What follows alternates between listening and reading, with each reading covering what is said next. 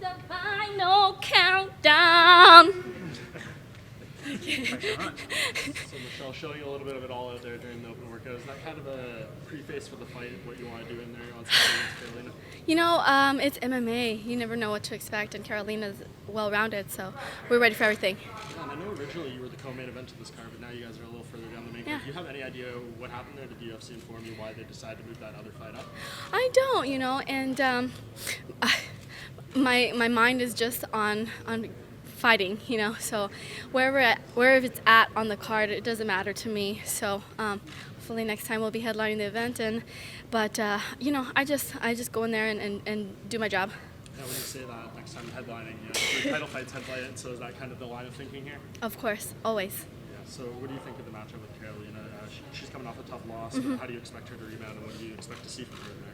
You learn a lot from fighters by the way they react towards their losses, and every time Carolina has lost, she's come back stronger. So I'm expecting a stronger Carolina who is more prepared for those heavy shots, and I'm excited to go in there and rise to the occasion and be victorious. Yeah, and she said in an interview today that she thinks she only has a couple more years left in the sport because she wants to start having children and everything. What does that say to you? Does that say, a fighter that's maybe looking towards the end and maybe has one foot out the door, or is that a good thing? What do you make of those comments? It's a hard career, especially as a female, and when when the time's ticking, it's ticking, and there's nothing that you can do about it. Carolina's not the type of person to be fighting if she wasn't passionate about it. So I don't doubt at all that she is not coming into this fight as passionate as she was. I don't think she'd be fighting still if she wasn't passionate about it. She's a passionate fighter. There's some fighters that are technical. There's some fighters that are strategic, but she's a passion fighter. Very importantly, has Dana White paid for those cookies yet? 100%. The day he told Rhea he was gonna buy 1,000 cookies, he paid for them. So. And she was setting 2,000, right? That was her goal. Her goal was 2,000, and she ended up surpassing her goal by 1,000. So she sold over 3,000 boxes of cookies. Yeah.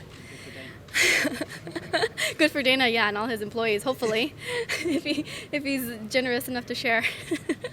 So when you think about potentially getting the title shot next, who do you look at as being the champion when you get there? We have a title fight coming up. Do you think it's going to be Rose still holding that belt, or Jessica? I do. I think that Rose has what it takes to beat Andrade's pressure. Joanna's a pressure fighter, and Rose was able to withstand that. And I feel like Andrade comes forward faster, but her range isn't as long as Joanna's. And I haven't seen much of Andrade's ground game. I see it being a stand-up war where Rose is able to... Rose has better angles, if I'm just, making it simple. She has better angles.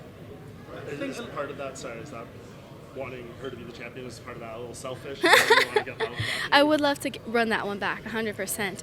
But, it's a small division. We'll all end up fighting each other at one point or another.